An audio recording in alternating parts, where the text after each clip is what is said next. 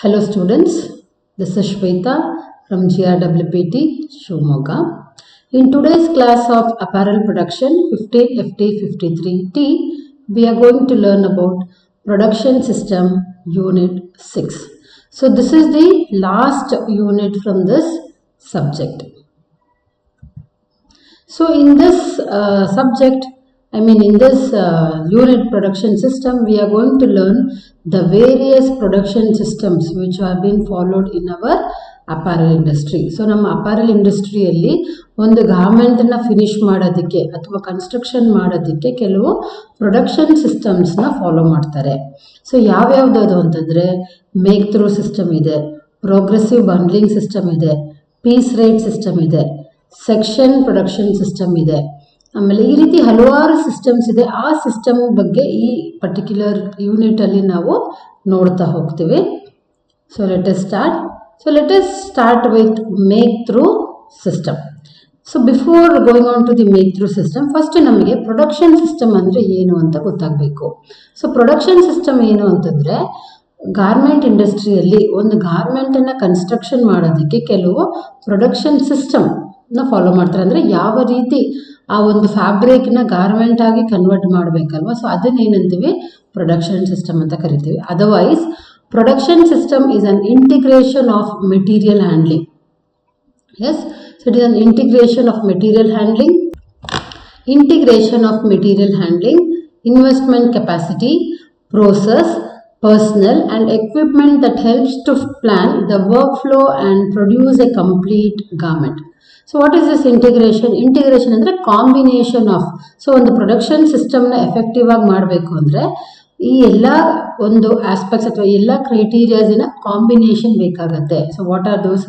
Material handling ಆಗಿರ್ಬೋದು, investment capacity, ಯಾವ ರೀತಿ ಮಾಡಬೇಕು ಅನ್ನುವಂತಹ process, personal because labours people are involve in that, equipments ಬೇಕಾಗತ್ತೆ.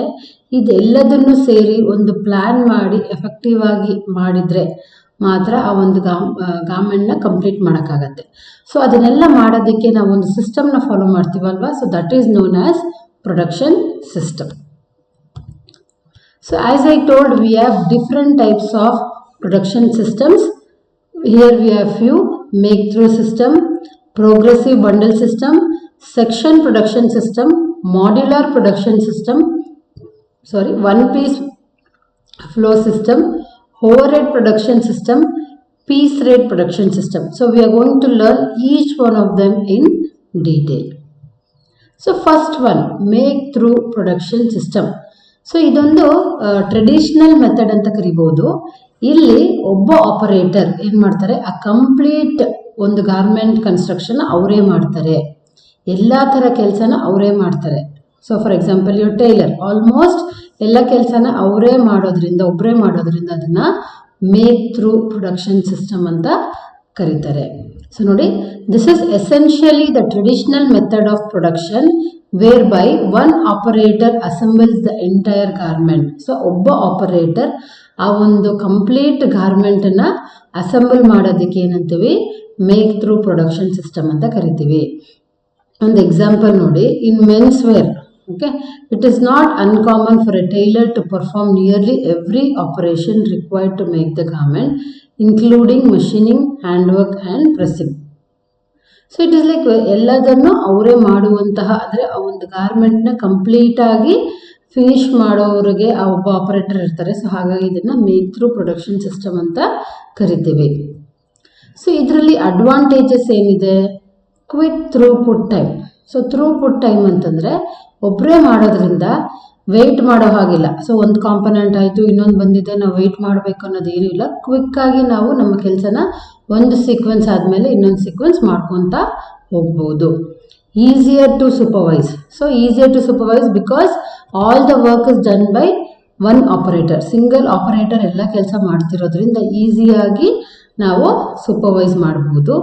ರೆಡ್ಯೂಸರ್ಸ್ ವರ್ಕ್ ಇನ್ ಪ್ರೋಗ್ರೆಸ್ ಅಂದರೆ ಇಲ್ಲಿ ಮುಗ್ದಿದೆ, ಅಂದರೆ ನನ್ನ ಕಾಂಪೊನೆಂಟ್ ಕಂಪ್ಲೀಟ್ ಮಾಡಿದ್ದೀನಿ, ಅಟ್ಯಾಚ್ ಆಗಿದೆ, ನೆಕ್ಸ್ಟ್ ಆ ಕಾಂಪೊನೆಂಟ್ ನಂಗೆ ಕೊಡಲಿ ಅಂತ ನಾನು ವೆಯ್ಟ್ ಮಾಡಲ್ಲ, ಇಲ್ಲಿ ತಡೆಯಲ್ಲ. ಸೊ ನಾನೇ ಮಾಡೋದ್ರಿಂದ, ಒಬ್ಬರೇ ಮಾಡೋದ್ರಿಂದ ಎಲ್ಲ ವರ್ಕ್ ತುಂಬ ಸ್ಮೂತಾಗಿ ಎಫೆಕ್ಟಿವ್ ಆಗಿ ಆಗತ್ತೆ. Good sequential maintenance, because that one operator will know ಯಾವುದಾದ್ಮೇಲೆ ಯಾವ್ದು ಮಾಡಬೇಕು, ಯಾವ ಸೀಕ್ವೆನ್ಸ್ ಆದಮೇಲೆ ಯಾವ್ದು ಮಾಡಬೇಕು ಅನ್ನೋ ಒಂದು ಕಂಪ್ಲೀಟ್ ನಾಲೆಜ್ ಮತ್ತು ಐಡಿಯಾ ಇರುತ್ತೆ. So these are some of the advantages of make through system. Next we have disadvantages ಏನು ಅಂದರೆ ಲೋ ಪ್ರೊಡಕ್ಟಿವಿಟಿ. ಸೊ ದಿನಕ್ಕೆ ಕೆಲವು ಗಾರ್ಮೆಂಟ್ಸ್ನ ಮಾತ್ರ ಸ್ಟಿಚ್ ಮಾಡೋಕ್ಕಾಗತ್ತೆ, because one operator has to do the entire work. So ಹಾಗಾಗಿ ಲೋ ಪ್ರೊಡಕ್ಟಿವಿಟಿ, ಅಷ್ಟು ಬೇಗ ಪ್ರೊಡಕ್ಷನ್ ಆಗೋದಿಲ್ಲ. ಹೈ ಲೇಬರ್ ಕಾಸ್ಟ್, ಬಿಕಾಸ್ ಒಬ್ಬರೇ ಎಲ್ಲ ಮಾಡೋದ್ರಿಂದ you should have the complete knowledge. Okay, ತುಂಬ ಸ್ಕಿಲ್ಡ್ ಇರಬೇಕಾಗತ್ತೆ. ಸೊ ಹಾಗಾಗಿ ಅವರಿಗೆ ಜಾಸ್ತಿ ಪೇ ಮಾಡಬೇಕು. ರಿಕ್ವೈರ್ಸ್ ಹೈ ಸ್ಕಿಲ್ಸ್, ಅಂದರೆ ಟೆಕ್ನಿಕಲ್ ನಾಲೆಜ್ ಪೂರ್ತಿ ಅವ್ರಿಗೆ ಗೊತ್ತಿರಬೇಕು. ಯಾವ ರೀತಿ ಕನ್ಸ್ಟ್ರಕ್ಟ್ ಮಾಡೋದು ಅನ್ನೋದನ್ನು ಪ್ರತಿ ಸ್ಟೆಪ್ಪು ಅವ್ರಿಗೆ ಗೊತ್ತಿರಬೇಕು. ಸೊ ಹಾಗಾಗಿ ಹೈ ಸ್ಕಿಲ್ ಬೇಕು. Sequential maintenance.